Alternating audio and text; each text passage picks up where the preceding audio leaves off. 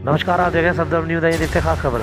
बात करते हैं जिला सहारनपुर के नागल थाने की, जहां पर पंजाब से एक ट्रक आ रहा था, जिसके अंदर ट्रक चालक और उसके सहयोगी को किसी ने गोली मारकर हत्या कर दी।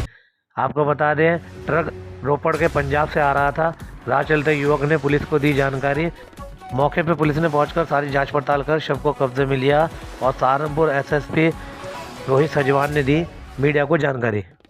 और आपको बता दें, अगली खबर नगर कोतवाली से जुड़ी है, जहां पर एक शख्स को जिला बदर करने का वीडियो पुलिस द्वारा चस्पा जारी कर सोशल मीडिया पर वायरल किया गया।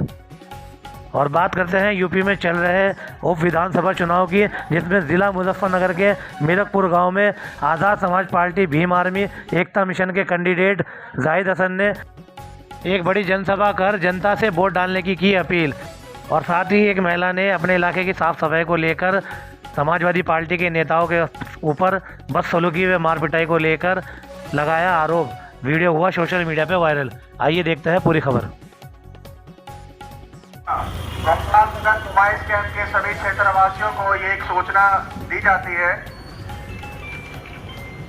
सन्नी उर्फ चेड़ा पुत्र हरीश निवासी न्यू गोपाल नगर थाना कोतवाली नगर जनपद सहारनपुर को माननीय न्यायालय अपर जिलाधिकारी महोदय के आदेश के अनुपालन में जनपद की सीमा से 6 माह के लिए निष्कासित किया जाता है।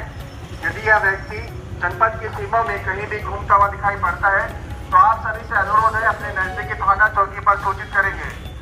मैं पुनः आपको बता देता हूं कि माननीय न्यायालय के आदेश के अनुपालन में सन्नी और चेड़ा पुत्र हरीश शर्मा को जिले की सीमा से 6 माह के लिए जिला बदर किया जाता है।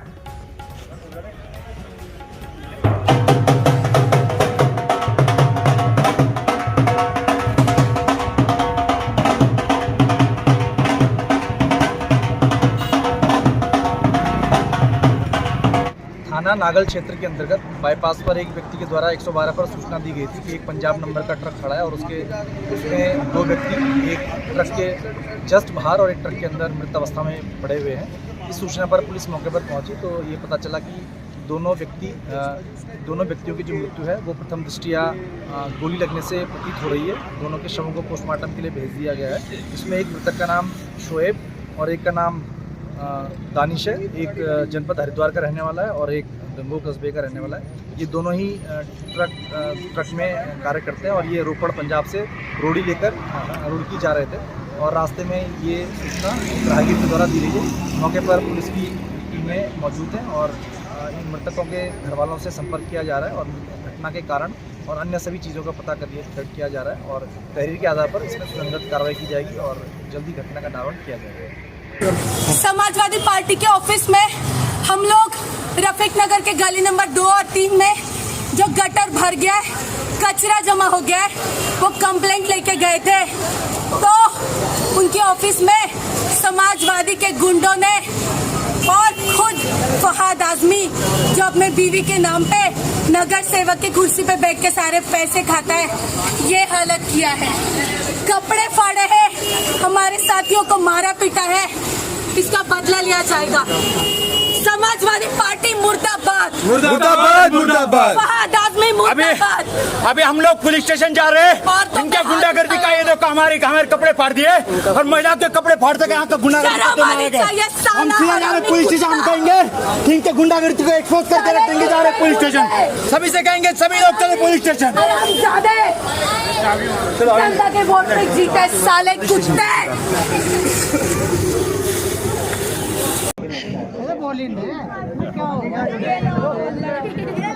अस्सलाम वालेकुम बुजुर्गों और दोस्तों, मैं सिर्फ 2 मिनट आपके लूँगा क्योंकि पूरी बात हो गई और आप बहुत वक्त से इंतज़ार कर रहे हैं। उसके लिए मैं माफ़ी चाहूँगा क्योंकि प्रत्याशी के हाथ में कुछ नहीं होता। प्रत्याशी को इधर से पकड़ा उधर, उधर से पकड़ा उधर, इसके लिए मैं माफ़ी आपसे चाहूँगा। दूसरी बात मैं आपसे ये कहना चाह रहा था कि आप जिस तरीके से यहाँ मेरा साथ दे रहे हैं और आप अपनी दुआओं से नवाज रहे हैं, उसके लिए आप सबका बहुत बहुत शुक्रिया। बुजुर्गों और दोस्तों, आप लोगों को बहुत सोच समझ करके वोट करना है क्योंकि आपके साथ में 57,000 वोट दलित समाज का खड़ा हुआ है।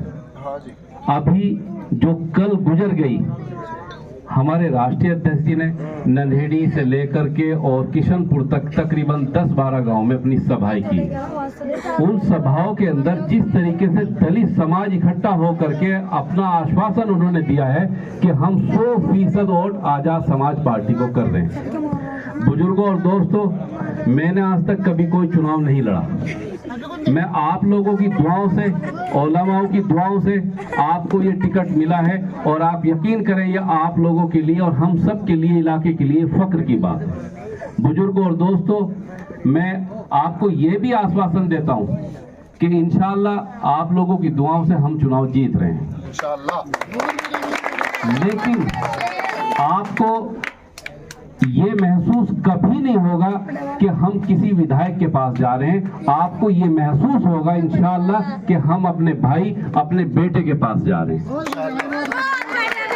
बुजुर्गों और दोस्तों, आपका बिल्कुल पड़ोस का गांव रुड़कली है और तेवड़े में कोई फर्क नहीं है। आप ये मान के चलें कि जाहिद हुसैन प्रत्याशी अकेला नहीं है, आप सब प्रत्याशी हैं, आप सब इलेक्शन लड़ रहे हैं।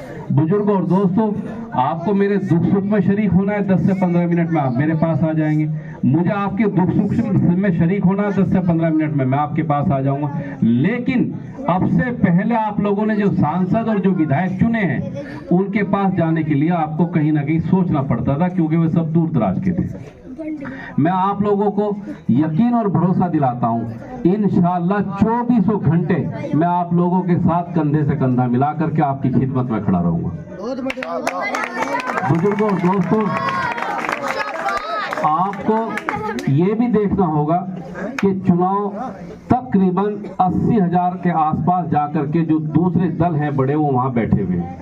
लेकिन आपके पास में जो दलित समाज का वोट है, अगर आपको या किसी दल को प्लस वोट नहीं मिलता तो वो कोई चुनाव जीतने की स्थिति में नहीं आएगा। आप लोगों के लिए बहुत सुनहरा मौका है, इस मौके को आपको कतई नहीं खोना है। जब चूक हो जाती है तो फिर एहसास होता है कि अगर हम ये चूक ना करते तो हमें ये दिन ना देखना पड़ता। मैं आप लोगों से आजीजी कर रहा हूँ, गुजारिश कर रहा हूं कि अल्लाह के वास्ते अपना बेटा समझकर, अपना भाई समझकर, ये 2 बरस का चुनाव है। इस 2 बरस में ना तो किसी की सरकार बनेगी, ना किसी की सरकार गिरेगी।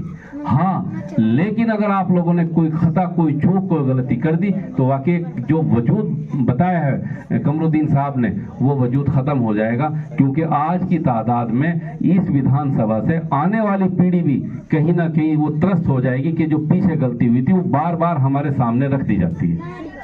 इसलिए मेरा आप लोगों से ये कहना है, इंशाअल्लाह मैं तो आपको यकीन दिला रहा हूं। और हाँ, अगर मेरे से आप लोगों की शान में कोई गलती, कोई शिकवा शिकायत मेरे से आपको हो, उसके लिए मैं आप लोगों से माफी चाहता हूं।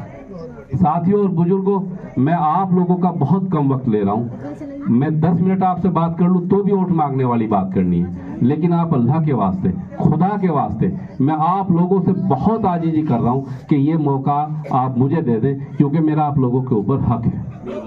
हक का मतलब ये है, ये कहा जाता है कि पड़ोसी के ऊपर पड़ोसी का हक होता है। आप मेरे पड़ोसी भी हैं, मैं आपका खून हूँ, आपकी औलाद हूँ, आपका भाई हूँ, आपका पड़ोसी हूँ, आपका रिश्तेदार हूँ।